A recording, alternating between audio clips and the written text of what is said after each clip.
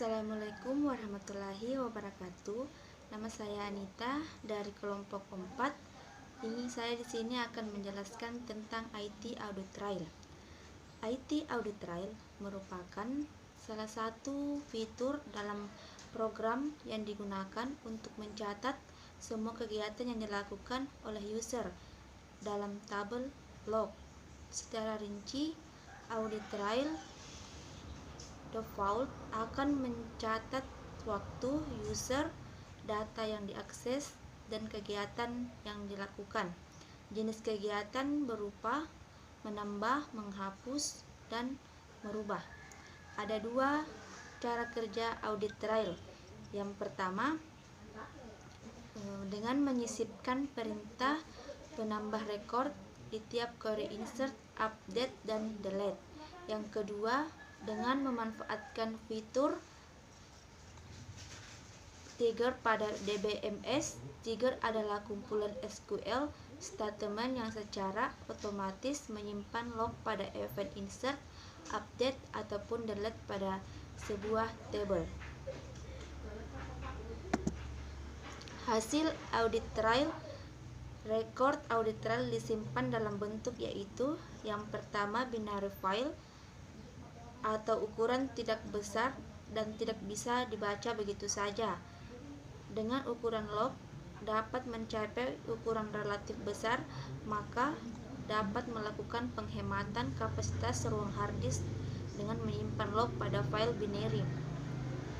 Yang kedua, text file atau ukuran besar dan bisa dibaca langsung, merupakan jenis log yang mudah digunakan oleh siapapun. Anda dapat langsung melihatnya pada text editor favorit Anda. Itulah hasil dari penjelasan saya. Kurang dan lebihnya mohon dimaafkan. Wassalamualaikum warahmatullahi wabarakatuh. Bismillahirrahmanirrahim. Assalamualaikum warahmatullahi wabarakatuh.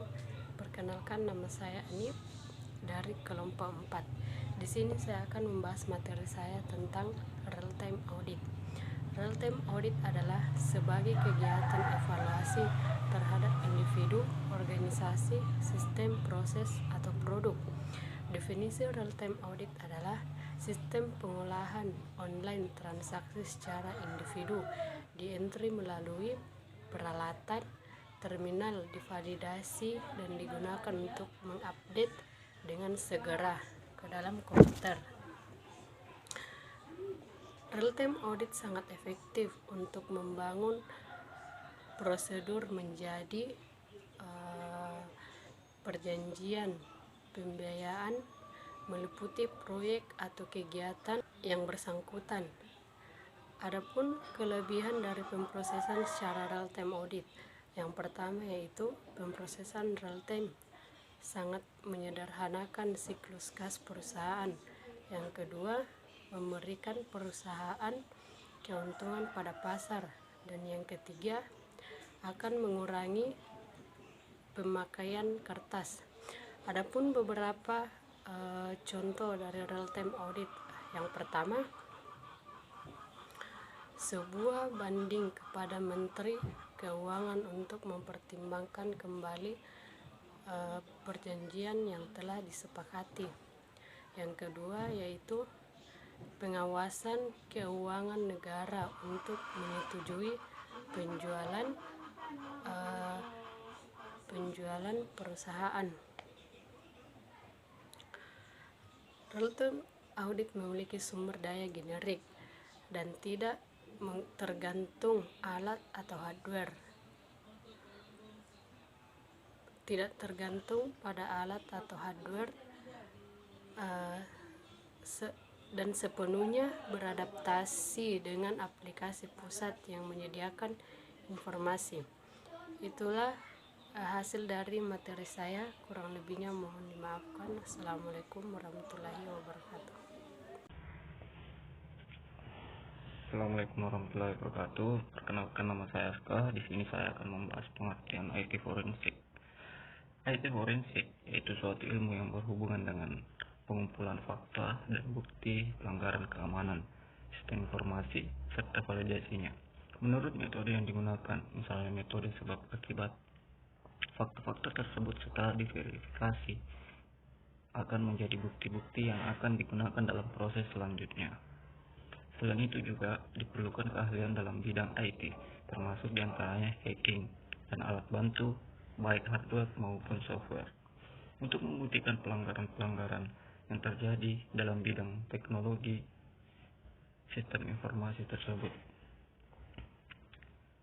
Tujuan dari IT forensik itu sendiri adalah untuk mengamankan dan menganalisa bukti-bukti digital menurut Knowledge, yaitu